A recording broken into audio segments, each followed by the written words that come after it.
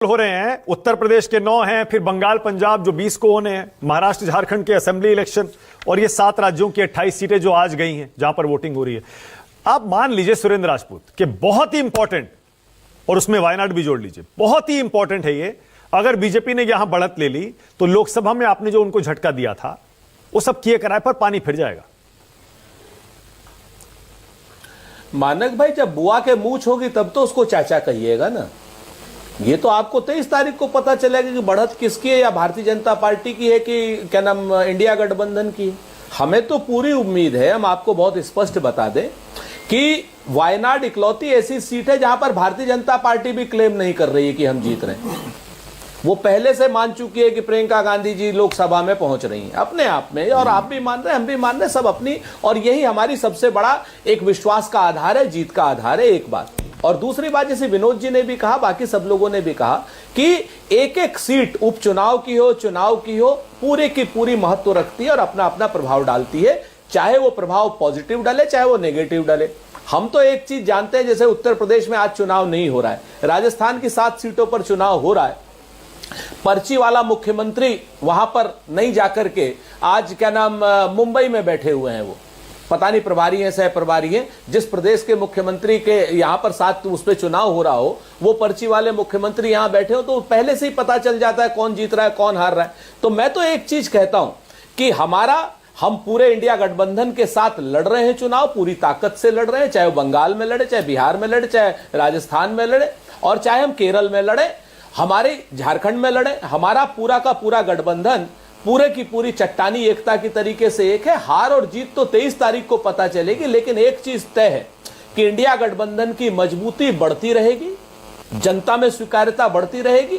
आज की डेट में भारतीय जनता पार्टी वालों को भी ये कहेंगे ये लोग कि ऐसा है वैसा है, लेकिन हम किसी के ऊपर कोई ओछी टिप्पणी नहीं करते। लेकिन हम इतना जरूर जानते हैं कि लोकतंत्र में जिस तरीके की भाषा का इस्तेमाल पिछले दिनों से प्रधानमंत्री नरेंद्र मोदी जी कर रहे हैं, इस बार के चुनाव में भी जिस तरीके की भाषा का उन्होंने इस्तेमाल किया, जिस तरीके की भाषा का इस्तेमाल खड़गे जी के ऊपर हो रहा है, जिस तरीके की भाषा का इस्तेमाल, तो ये हताशा और निराशा का परिचय है। जी, अभी बहुत अच्छा लगा सुनकर। देखिए, मुझे एक बार फिर से बहुत अच्छा लगा, सुरेंद्र राजपूत जी ने बात की और हमारे भाई ने बात की चट्टानी एकता की और उस ताकत की। और मैं बता दूं उस चट्टानी एकता की हकीकत क्या है, और उसमें पिनरी विजयन को मैं कोट करूंगी। मैं भाजपा के किसी भी नेता का बयान नहीं आपके समक्ष रखूंगी। पिनरी विजयन जी ने कहा है कि कांग्रेस पार्टी जमात इस्लामी से सपोर्ट ले रही है, जो इस्लामिक शासन चाहता है।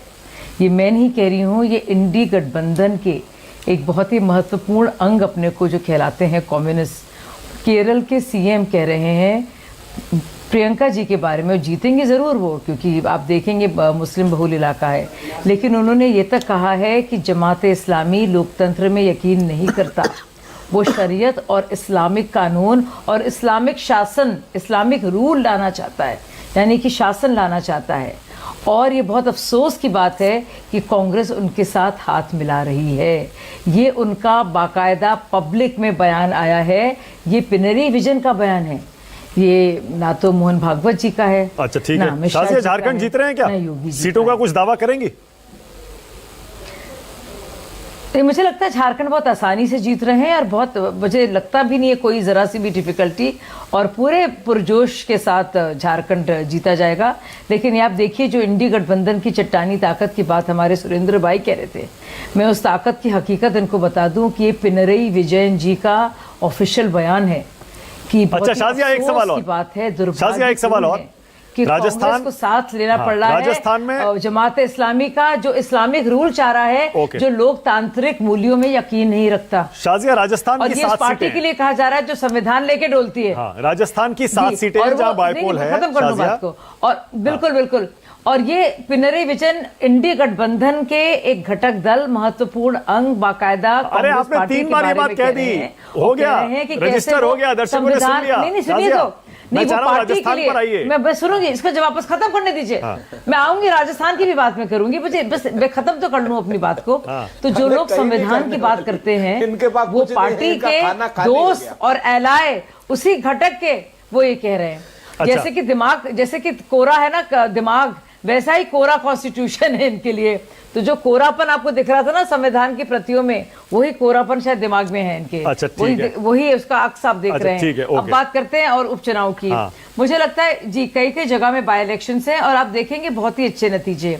आपने देखा कि जो लोकसभा में जिस तरह से एक प्रोपोगंडा हुआ था और झूठ की दुकान का प्रोपोगंडा ऐसा व्यापक हुआ था और कुछ लोगों ने यकीन कर लिया था, लेकिन उस खटाखट की भी जो राजनीतिक महत्व था या झूठ था वो भी सामने सबको आ गया, नजर अच्छा, में आ ठीक गया। है, तो मुझे ठीक लगता है उसके बाद ओके, से आप विनोद जी, देखेंगे कि विनोद जी, उपचुनाव में पूरी एक तरह तस्वीर से थोड़ा सा खींचने की कोशिश करनी चाहिए आज।